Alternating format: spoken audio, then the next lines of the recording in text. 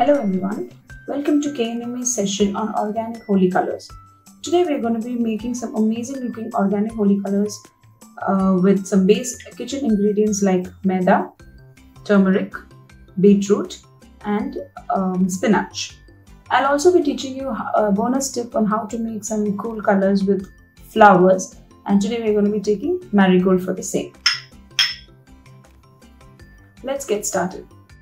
We will need a mixie jar. Add all the beetroot that you've chopped.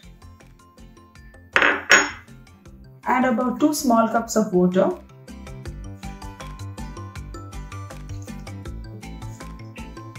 Now you will have to remember, the more water you add, the evaporation process is very slow. So we don't need a very thin paste and we will need a thicker paste. So we will add only as much water as you need to grind the entire paste. Now it's all grinded. The beetroot is quite a thick paste, and exactly the same way I have done for the spinach. I've added about 2 cups of water and the leaves, and this is how the consistency of the spinach juice looks. Now for the turmeric, the third color that we have, we need to be adding water to it. So let's slowly add water to the turmeric powder that we have. There is no need to grind or anything because this is already a pounded thing, and we just need to make a thicker paste. Now as your consistency, as I told you, it should not be a very thick consistency. We have to just make sure we add only enough water that is needed for a good amount of paste. If you feel it's too thick and it's not moving at all, then just make sure you add little water as per your convenience. You can take about 3 tablespoons of turmeric. That should be good enough for this entire say 1 cup of powder. So that would be how your ratio for the powder and the color that you need is going to be about a cup of it. So let's see how to proceed. Now for the next step, we are going to be needing a strainer and a bowl. So keep the strainer on the bowl and slowly add the spinach juice to it and strain only the main juice. You don't need all the waste that it generates. So just strain it nicely. Make sure you ensure all the juices in the bowl, and it has to be neatly squeezed out. Now this is how the extract is, without any dirt or any waste that is there from the spinach. So we don't need all the fibrous thing, we just need the pure juice. Exactly same way, let's do it for the beetroot. Take only what is needed. You need not pour the entire thing. As you know, it's quite thick and the extract is going to be nice and pretty color. And just make sure you squeeze out all the fibrous out of the juice, because we don't need it, because we don't want any interference when we're actually making the color, because it has to be quite smooth like the store-bought one. So this is exactly how it is going to be. It's quite watery and quite a nice consistency. If you see, it's quite neat and no thickness, nothing, and this is pure color that we already got from a kitchen ingredient called the beetroot. So we have the yellow with turmeric, we have the green ready with spinach, we have the red with beetroot. It is going to be pink because we're going to be adding the base ingredient called the maida. Now let us get the base ingredients. So you can decide the quantity that you want and you can add maida. I would recommend add slowly, like a 2 spoon each. This is not a tablespoon, this is kind of a regular teaspoon. So you can add about 2 teaspoon or 2 tablespoon depending on the color quantity that you guys want. Once that is done, you need to be mixing it well with the maida, making it into a very nice pasty consistency without any lump. Because if you get lumps, all those lumps are going to remain white when you dry this entire paste and grind it, correct? So we have to ensure that there are no lumps and nicely mix it beautifully. Take your time, do it, and make sure make sure all the extra from the spoon also falls off, and nicely give it a, you don't need a beater or a churner or anything. You just need to give it a very good mix. Okay, exactly same way do it for the beetroot.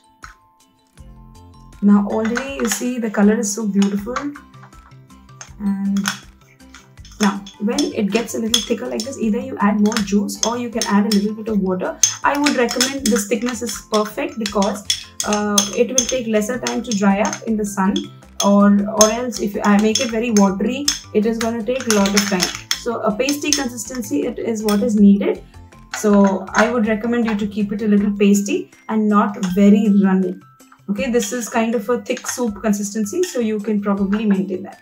Now, when it comes to turmeric, we have not added water initially like how we did for beetroot and all, and there was no grinding required.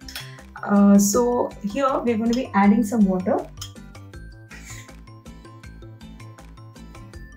Now, again, please ensure the consistency that you add is not too much and too runny. Make a nice thick paste, but yeah, ensure you make sure you break all these pieces that you see. The lumpy feeling should not be there. It should be like a paste that we make with besan or something like that, you know, whenever we do any cooking. So it's exactly that kind of a consistency. Give it a good stir, and I think this is good.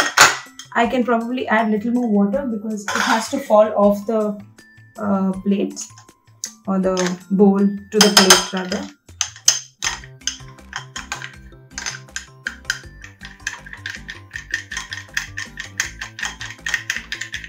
So now it is kind of ready. Other two pastes were already great. Now let's see how to proceed. So after the spinach paste and the beetroot paste and the turmeric paste are ready, you can add any essential oil that you like and give it a good mix. So a 2 or 3 drop is good enough. So that is going to hold good for all the fragrance that you need.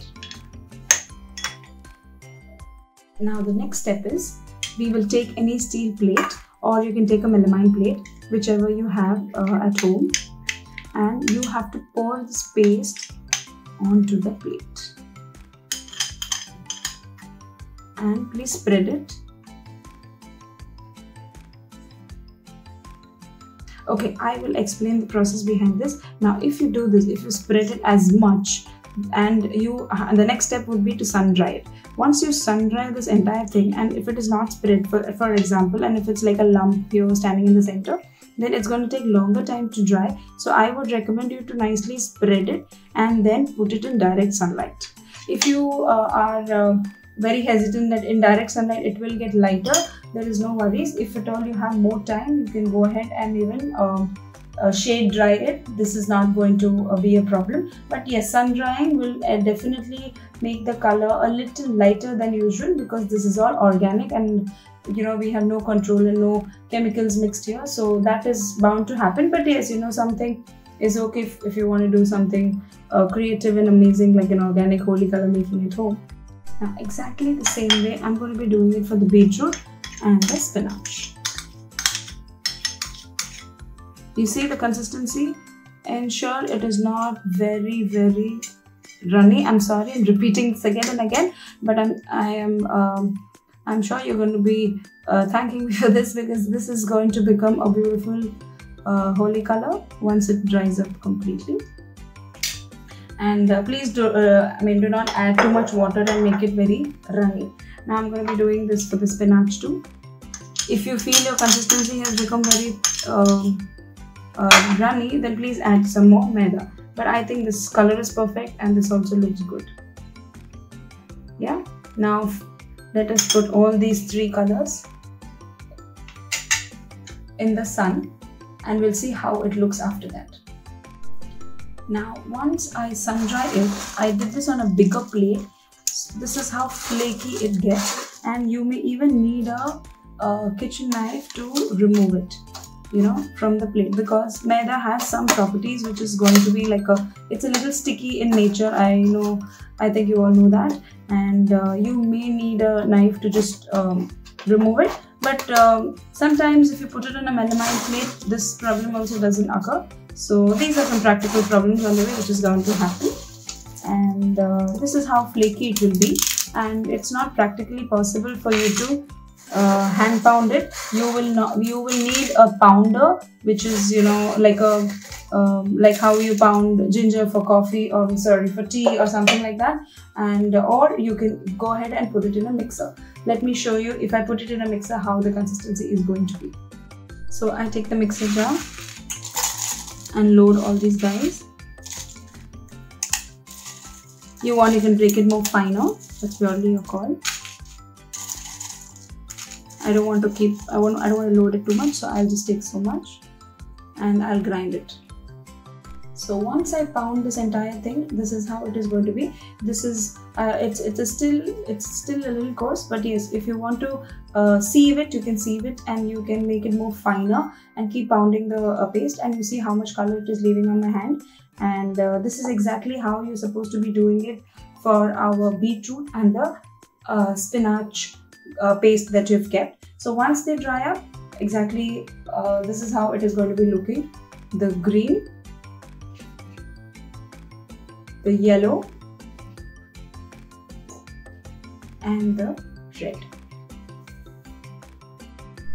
So as I told you, I'm going to be giving you a quick tip on how to make it with the flowers like marigold. So what you need to do is take a bowl of water. You have to make sure you remove all the petals. So for this process, if you want, say, a small bowl of color, you will need about 15 to 20 marigold flowers. You can take the yellow or the orange variant, whichever you like. But the color that you're going to be getting from these two are going to be relatively like a yellow, because it is not going to be straining off, taking this entire organic color which a marigold has. So it is just going to be taking a surfacely color. But yes, it's going to be definitely be a nice yellow, and it cannot be very, very strong. So the next thing that we have to put this on boil, and it has to boil. Say suppose you take 1 glass of water, and then that has to boil and come to around half a glass of water. That should be good half an hour of boiling, and once you boil it, it becomes quite soft. Let me show you how that works. So the 1 glass of water that I had put has already reduced to half a glass, and that is about after 30 minutes of boiling well.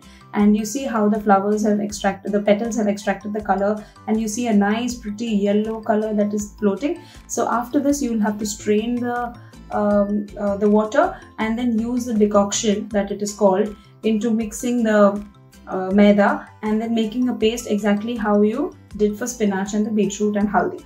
Okay, once you do that, the process is the same. Sun dry it, powder it, and enjoy Holi. I hope you all enjoyed the process of organic Holi color making with our kitchen ingredients. And thank you everyone, and enjoy a happy and safe Holi.